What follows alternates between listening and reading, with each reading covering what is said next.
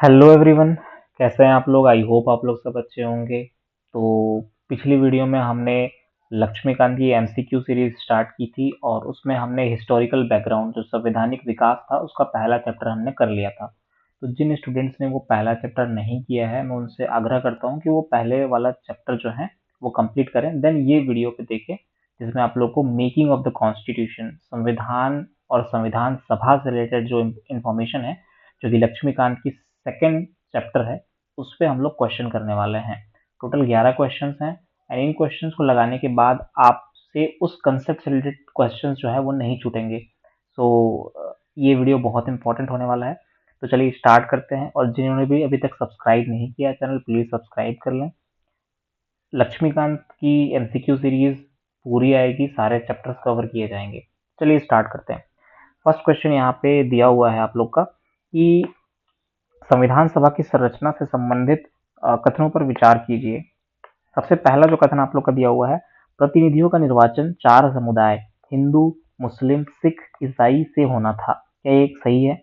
दूसरा, संघीय संविधान समिति यूनियन कॉन्स्टिट्यूशन कमेटी के अध्यक्ष सरदार वल्लभ भाई पटेल थे। तीसरा, 389 सदस्य थे क्या संविधान सभा में? और चौथा, डॉक्टर बी आर अम्बेडकर की अध्यक्षता में प्रारूप समिति अर्थात ड्राफ्टिंग कमेटी में 8 सदस्य थे। तो इसका आंसर आप लोग जल्दी से कमेंट सेक्शन में बताइए।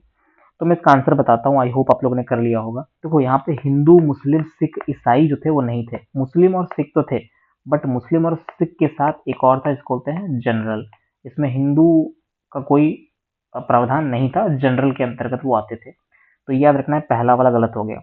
दूसरा, यूसीसी यूनियन कॉन्स्टिट्यूशन कमेटी के अध्यक्ष सरदार वल्लभ भाई पटेल थे, ये भी गलत हो जाएगा क्योंकि यूसीसी के जो अध्यक्ष थे या यूपीसी के जो अध्यक्ष थे वो आपके जवाहरलाल नेहरू जी थे। और अगर पीसीसी पूछता, प्रोविंशियल कॉन्स्टिट्यूशन कमेटी, तो उसके हो जाते वल्लभ भाई पटेल जी। ठीक है, तो ये सेकंड भी गलत हो गया। थर्ड, संविधान सभा में कुल सदस्य 389 थे, ये एकदम करेक्ट है। क्यों? क्योंकि 389 सदस्य थे, उसमें से आप लोगों के थ्री सॉरी 296 और 93 में बटा हुआ था। ये ब्रिटिश प्रोविंस से आते थे और ये प्रिंसली स्टेट्स, जो कि प्रिंसली स्टेट्स जो थे उनके अंतर्गत आते थे। ये 93 और ये 296 जो है वो ब्रिटिश प्रोविंसेस थे। ठीक है, तो तीसरा सही हो गया। चौथा, डॉक्टर बी आर अम्बेडकर की अध्यक्षता में प्रारूप समिति, ये तो सही है कि प्रारूप समिति के अध्यक्ष थे वो, बट 8 सदस्य ना होकर के उसमें 7 सदस्य थे, including doctor B R Ambedkar. तो इसमें ये भी गलत हो गया। तो केवल 3 ऑप्शन है ना, केवल 3 इसका सही आंसर होगा। आपका सही आंसर क्या था? प्रश्न 2 की ओर बढ़ते हैं। संविधान सभा, ये बहुत अच्छा क्वेश्चन है। मुझे पर्सनली लगता है कि ये क्वेश्चन जो है आने चाहिए आपके किसी भी एग्जामिनेशन में, जिस भी एग्जाम में आप अपेयर हो रहे हैं, और पॉलिटी जिसमें सब्जेक्ट है, क्योंकि बहुत अच्छा और बहुत कंसेप्चुअल क्वेश्चन है। 26 नवंबर 1949 को जब हमारा कॉन्स्टिट्यूशन अडॉप्ट किया गया, उसी दिन से कौन कौन से जो है इनमें से वो लागू हो गए थे उसी दिन से। ठीक है, तो नागरिकता था क्या, या आपातकालीन संबंध था, उपबंध था, या निर्वाचन था, या संघीय व्यवस्था था? तो इसमें देखो, नागरिकता और निर्वाचन ये थे। आपातकालीन उपबंध बाद में आया था और संघीय व्यवस्था, फेडरल सिस्टम जो है बाद में आया था। तो 1 और 3 कहीं भी होगा ऑप्शन में, वही सही आंसर हो जाएगा। तो डी ऑप्शन का सही आंसर हो जाएगा। देखो इसका ट्रिक मैं आपको बता देता हूँ ऐसे। देखो यार, अगर आप भारत देश के नागरिक हो तो आप चाहते हो कि आपको नागरिकता जल्दी से जल्दी मिले, इसीलिए नागरिकता को पहली प्राथमिकता दी गई और आप लोगों को 26 नवंबर को ही नागरिकता संबंधी प्रावधान को लागू कर दिए गए। तीसरा, हमारे नेताओं को बहुत जल्दी चाहिए होता है कि उनको निर्वाचन होना, जल्दी से निर्वाचित होकर के उनको पावर, क्योंकि हमारी जो सोसाइटी है या फिर हमारा जो पॉलिटिक्स है वो पावर हंग्री पॉलिटिक्स है, तो निर्वाचन उनको चाहिए पहले, तो इलेक्शन उनको चाहिए। तो आपका नागरिकता और इलेक्शन वही जो है उसी दिन से लागू हो गए थे, 26 नवंबर 1949 से। ठीक है, नेक्स्ट क्वेश्चन, प्रश्न 3 की ओर चलेंगे। भारत के संविधान को अपनाने की प्रक्रिया क्या थी? इसे भारत की जनता ने समक्ष अनुमोदन के लिए प्रस्तुत किया गया था क्या? रेटिफिकेशन के लिए आप लोग के सामने लाया गया था इसको? नहीं, बिल्कुल भी नहीं। इसे गवर्नर जनरल की स्वीकृति के लिए भेजा गया था? बिल्कुल भी नहीं। हमारा संविधान है, हम क्यों गवर्नर जनरल को भेजेंगे? इसे अंतरिम सरकार द्वारा स्वीकृत किया गया? नो, बिल्कुल भी नहीं। डी, ये सही है। इसमें संविधान सभा के अध्यक्ष एवं सदस्यों के हस्ताक्षर से अंगीकृत किया गया था। अगर आप प्रियम्बल पढ़ते हो तो उसमें लिखा भी है कि हम संविधान को अंगीकृत आत्मार्पित करते हैं। तो ये ऑप्शन जो है एक्यूरेट है और डी ऑप्शन का सही आंसर है। नेक्स्ट क्वेश्चन प्रश्न 4 है, स्टेट्स कमिटी। जब भी आपको स्टेट्स कमिटी दे या फिर आपको स्टीयरिंग कमिटी दे, स्टीयरिंग मतलब जैसे हमारे गाड़ियों में स्टीयरिंग व्हील होता है, तो जो चलाने वाला है, कौन चलाता है चीजों को, तो उसके ऊपर डिपेंड करता है। तो इसका जो सही आंसर है वो आप लोगों का डॉक्टर राजेंद्र प्रसाद है। ठीक है, सॉरी इसमें थोड़ा करेक्शन कीजिएगा, ये वाला जो क्वेश्चन है उसमें जवाहरलाल नेहरू जो है वो सही आंसर हो जाएगा। स्टीयरिंग कमेटी अगर पूछेगा कभी तो स्टीयरिंग कमेटी के हो जाएंगे आपके राजेंद्र प्रसाद। ठीक है, जवाहरलाल नेहरू जो थे वो स्टेट्स कमेटी के थे, स्टेट्स कमेटी के। ठीक है, sorry for the mistake. Now fifth question की ओर जाते हैं। संविधान सभा द्वारा निर्मित भारत का संविधान अंतिम रूप से कब अंगीकृत और अधिनियमित किया गया था? अभी मैंने बताया आप लोग को, बहुत सारे स्टूडेंट्स इसमें गलती करते हैं, जनवरी को नहीं देखते, सीधे 26 देखते हैं और सीधे लगा के आ जाते हैं। ठीक है, तो ये गलत है। आपका आंसर क्या है? 26 नवंबर 1949। ठीक है, नेक्स्ट। ये इस बार इंपॉर्टेंट भी हो जाता है क्योंकि बहुत सारे न्यूज में आया हुआ था ये।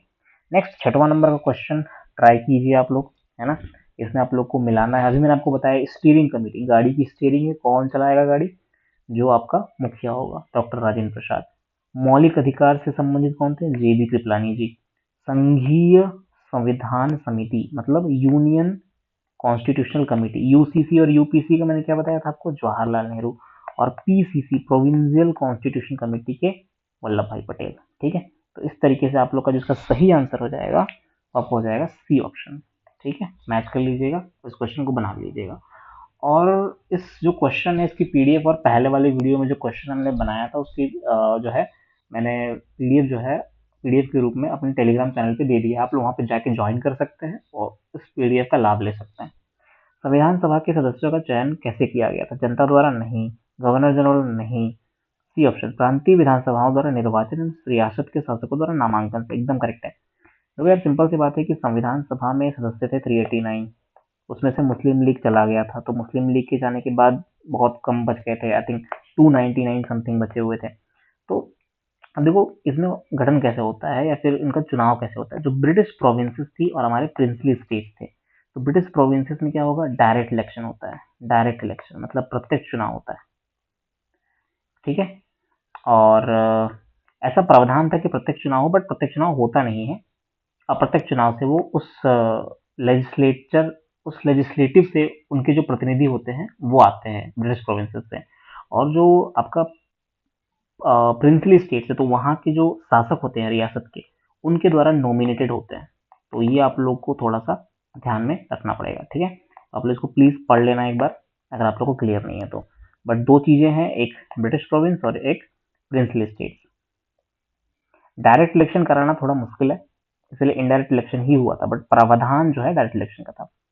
संविधान सभा के संवैधानिक सलाहकार कॉन्स्टिट्यूशनल एडवाइजर कौन थे? ये क्वेश्चन बहुत ही ज्यादा अंडररेटेड है और बार बार पूछा भी जाता है। सर बी एन राव जो है वो आपके कॉन्स्टिट्यूशनल एडवाइजर थे। यूपीएससी में शायद क्वेश्चन पूछा है इससे, तो मे बी आपके सीजीपीएस में भी ये क्वेश्चन आ जाए। 1946 के संविधान सभा सार्वभौमिक वयस्क मताधिकार के आधार पर निर्वाचित नहीं थी। दूसरा बोल रहा है, देखो ये नहीं वाला वर्ड जो है ना कई कई हम लोग भूल जाते हैं। अभी मैं खुद पढ़ रहा था निर्वाचित थी करके, प्लीज इसको रिमेम्बर, इसको याद रख लेना। संविधान सभा का गठन कैबिनेट मिशन योजना के अंतर्गत किया गया था। देखो यार, एक होती है व्यस्क सार्वभौमिक व्यस्क मताधिकार, इसको बोलते हैं यूनिवर्सल अडल्ट सफ्रेज। इसका जो उल्लेख है हमारे आर्टिकल 326 में 326 में दिया है। यूनिवर्सल अडल्ट सफ्रेज का मतलब होता है 18 साल की उम्र के और उससे ज्यादा उम्र के जितने भी बच्चे हैं, जितने भी लोग हैं, वो सब वोट देने का अधिकार है, चाहे वो महिला हो, पुरुष हो, बच्चे हो, बूढ़े हैं। ठीक है, बच्चे तो खैर 18 साल के बाद बच्चे नहीं होते, तो जितने भी 18 साल से ऊपर के हैं उनको वोट देने का अधिकार है, तो उनको उसको बोलते हैं हम लोग यूनिवर्सल एडल्ट सफ्रेज, सार्वभौमिक व्यस्क मताधिकार। ऑब्वियस सी बात है कि उस समय नहीं था, उस समय सबको वोट देने का अधिकार नहीं था, तो पहला तो सही हो गया।